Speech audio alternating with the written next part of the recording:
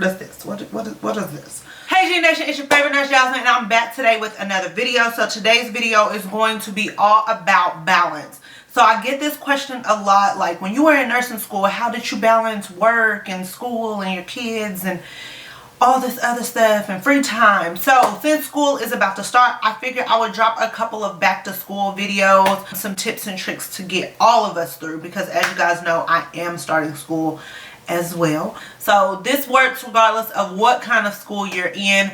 That is a full-time program. So if you're interested in how I managed to balance everything, continue to watch.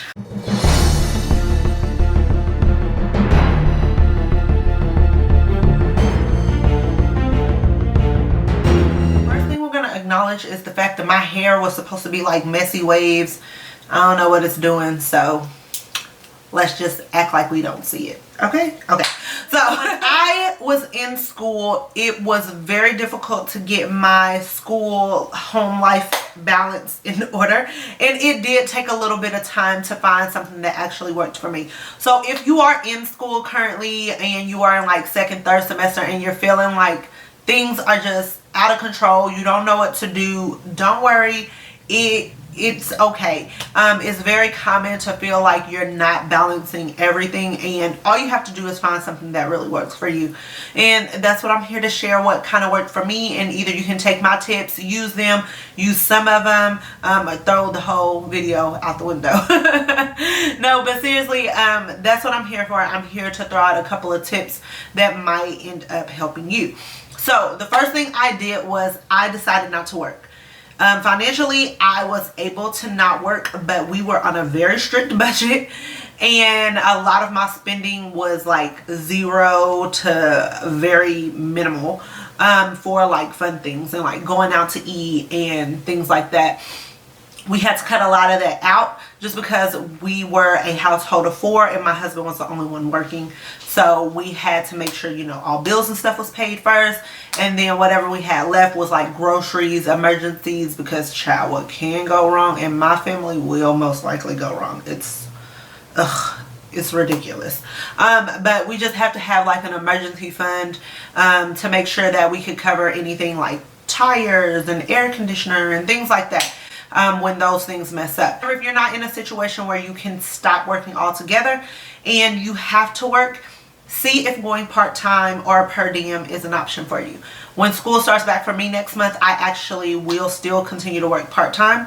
I've been part-time for probably the past year and a half, and I absolutely love working part-time. So I don't plan on changing that unless my school load gets ridiculous, and then I will back up to per diem. That is basically working 2 days a month and then calling in to see if they need help on extra shifts that I am able to do based on what my school schedule is.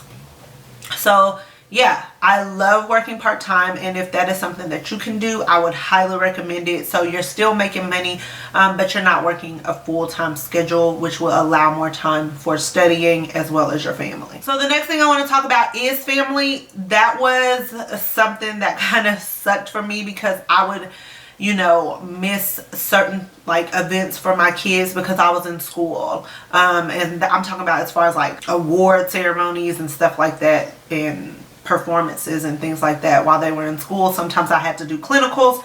You know, I was still doing 12-hour clinicals, and I'm not getting out till 7. And you know, elementary performances and things, they start at like 4:35 sometimes. So I would miss it, and my husband was able to go to a lot of those things and take pictures and send them to me, and that really meant a lot. So if you have a significant other, or you know, a parent, or just a loved one, a friend that can help you pick up slack in those areas, I would definitely take full advantage of that, and make sure that you are telling them how appreciative you are for the things that they do.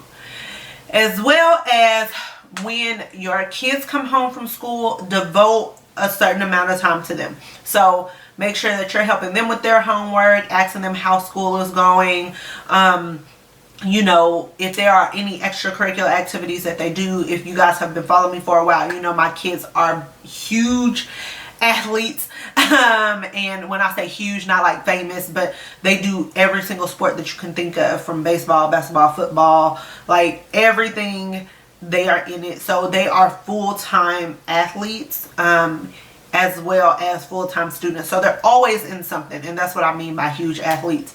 And when they have a football game, I am there. I'm not studying. I'm in their football game. Now, if there's a break between basketball tournaments, like if you know anything about basketball tournaments, they last all freaking day. So if they have 3 games that day, but there's like an hour between each game, during that hour, I will go to the car and study for an hour, or I will flip through an app, my ATI app that I had on my phone, and answer questions for an hour. So I try to, when I'm in that situation, I'm focused on whatever sport they're doing. I'm their biggest cheerleader, their biggest fan. But during that break, I try to read, do questions, anything I can, go over PowerPoint slides, anything during that hour.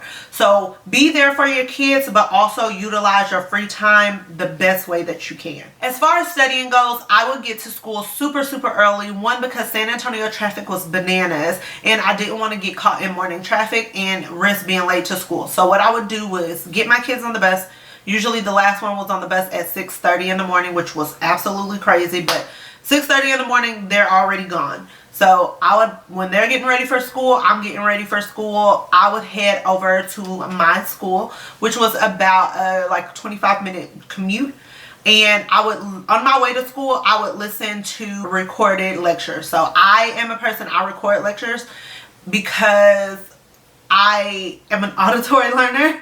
So if I hear it over and over and over, I tend to retain it. And if I see it over and over, I will retain it. So I'm a visual and auditory learner. I like both of them, which I hate reading because I can read a bajillion things and not retain it. So if I can actually hear it and see it, I can retain it. On my way to school, I would listen to lectures. Once I got to school, I would go to the library and I would look over everything. Slides, lectures, ATI questions, anything that was afforded to us to study for whatever section we were on, I'm going over everything. And a couple of us did this, so I liked when the girls would come into the library as well, and we would go over like questions and we will feed off of each other, just because I like study groups, but small study groups, like about 3 or 4 of us max. But I like really small study groups, and you know, we would ask each other questions and stuff like that and go over rationales. So I did that. Then we would go to class, we would listen to that lecture, I will record, and then that lecture that we just listened to, on my way home, I would listen to that lecture again. So then once I got home, I am getting ready for my kids to come home, so I don't study again once I get home. And I'm devoting time to my kids. I try to work out sometime in between that, eat, talk to my husband, ask him how his day was going, give him some time. And then at night, everybody would go to sleep and I would stay up for about an additional 2 hours to study. And then I'm getting my stuff ready to repeat everything else again the next day. And then on the weekends, Saturdays are very high sports days. So like I said, I would devote that time to my family. But on Sundays, I'm studying. Every once in a while, we would travel to go see my husband's mom, because at that time she lived 2 hours away from us. On the drive down there, I would study. I would take all my stuff. So I would do stuff with the family, but also when they're like drinking and all that other stuff, I would just go into the spare bedroom and I would study. I wasn't antisocial, but I still had priorities, so I spent time with them. But if they're just lounging around talking and shooting the bull and it's like really not anything active, then I would just go into the spare room and study. And that's just what you have to do. You have to let everybody know that although you do want to spend time with them and stuff, you still have priorities, and school is a priority, because if you don't pass, you don't move forward. If you don't study, you don't pass. So everybody kind of has to support you and understand what is going on currently in your life, and hopefully that you have the support behind you that will understand and realize that it's not personal, but it's just for you guys to succeed in the future. So that's basically how I balance everything. That's how I balance my life during nursing school, and I am going to use a lot of those same techniques when it comes to F&P school next month.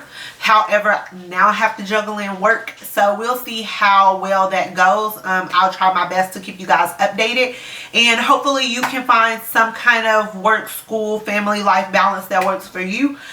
Don't stress, it'll come with time. You just have to make sure everybody is understanding. When you're in nursing school, this is a time that you have to be selfish, and it is okay to put yourself and your education first, as long as you know your family is not suffering from it, you know, like you guys aren't homeless and things like that. But you still have to let them know, like, I can give you guys a couple of hours, but I can't give you my whole entire day. So I hope this video helps somebody out there, and if you guys have any comments, questions, or concerns, feel free to leave it below in the comment box, as well as follow me on IG and Snap. If you're not subscribed to my channel, make sure that you hit that subscribe button. It's absolutely free for you to join G Nation, and you'll continue to get awesome videos from me. Make sure to thumbs this video up, as well as turn on your notification bell so YouTube will let you know every time I post a video, because y'all know how YouTube is, child.